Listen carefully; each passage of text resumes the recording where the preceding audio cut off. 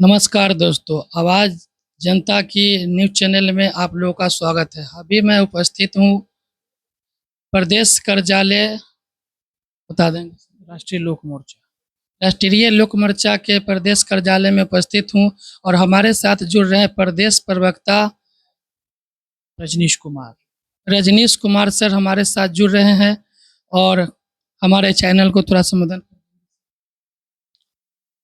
अ, आपके इस चैनल आपको और आपके इस चैनल के माध्यम से जुड़ रहे तमाम लोगों को आभार, धन्यवाद। सबसे पहले मैं सर जानना चाहूँगा कि आज कोई कार्यक्रम अपने पार्टी में रखी गई थी, उसके बारे में थोड़ा-सा बता देंगे, फिर मैं आगे बढ़ूँगा। आज 9 अगस्त है और 9 अगस्त कई मायनों में भारत के इतिहास में जाना जाता है। 9 अगस्त इसलिए भी चर्चित है, भारतीय इतिहास का महत्वपूर्ण तिथि है, क्योंकि इसी दिन भारत छोड़ो आंदोलन की भी शुरुआत हुई थी। इसे हम अगस्त क्रांति के नाम से भी जानते हैं और आज ही के दिन भारतवासियों ने अंग्रेजों के खिलाफ प्रतिकार करते हुए यह संकल्प लिया था कि करो या मरो।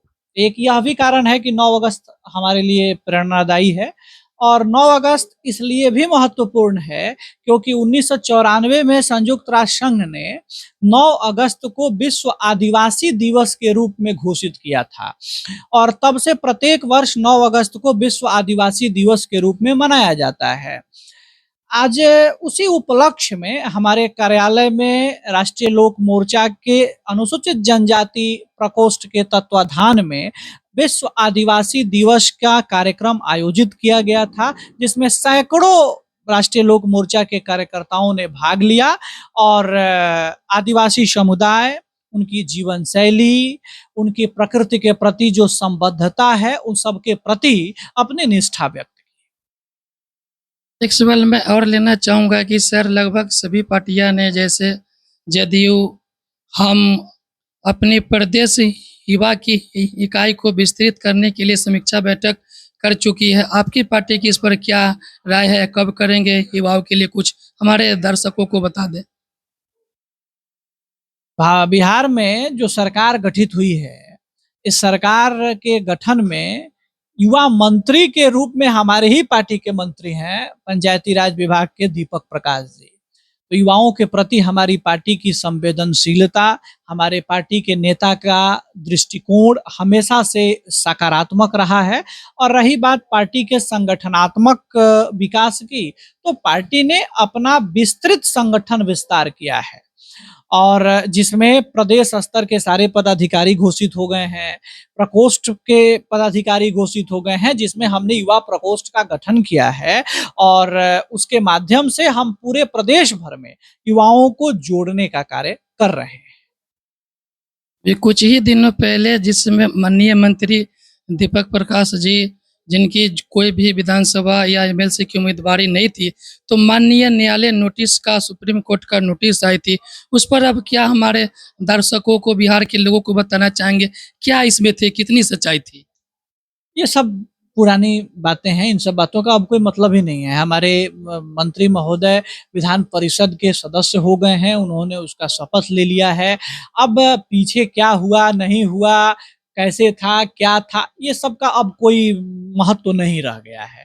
अब वो सदस्य बन गए हैं और निर्बाध रूप से अब 2030 तक हमारे मंत्री के रूप में बने रहेंगे। उसमें कहीं कोई अब रुकावट और बाधा नहीं है। युवा मंत्री होने के नाते इनकी तरफ से अपनी पार्टी की ओर से युवाओं को, बिहार के जो शोषित वंचित दलित समाज के आने वाले युवाओं को क्या संदेश देना चाहते हैं?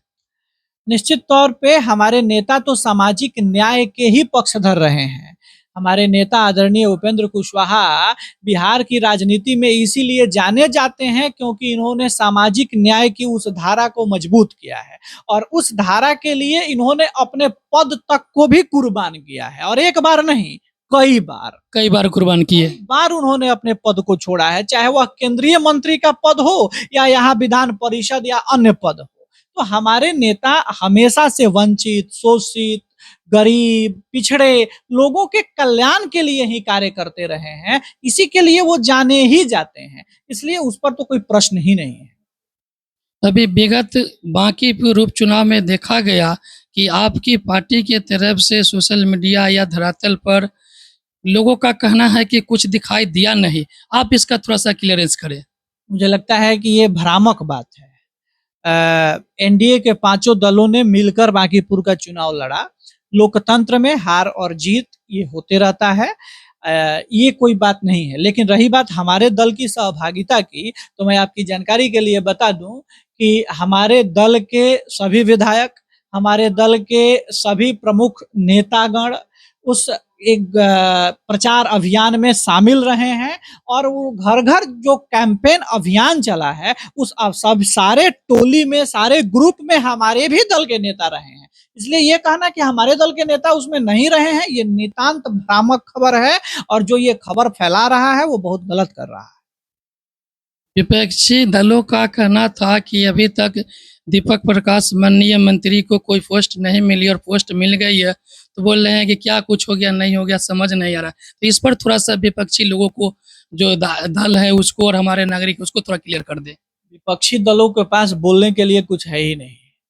कौन बिहार में विपक्ष है, इसका अता-पता भी है किसी को? जब बांकीपुर का चुनाव हो रहा था, तो नेता प्रतिपक्ष कहीं दिखे थे आपको? तो जो खुद ही रणछोर है, उससे आप क्या उम्मीद कर सकते हैं कि वो क्या बोलेगा? और अनर्गल प्रलाप करने के अलावे अब विपक्ष के पास कुछ बचा ही नहीं है। बिहार की जनता ने विपक्ष को ऐसा चीत किया है कि अब विपक्ष बिहार में उठकर भी खड़ा होने की स्थिति में नहीं है। चलिए, हमारे साथ जुड़े प्रदेश प्रवक्ता सर, बहुत अच्छा लगा। आवाज़ जनता की चैनल के साथ आप इसी तरह जो जुड़े रहे, पल-पल की खबर आपको मैं देता रहूँगा। नमस्कार, धन्यवाद।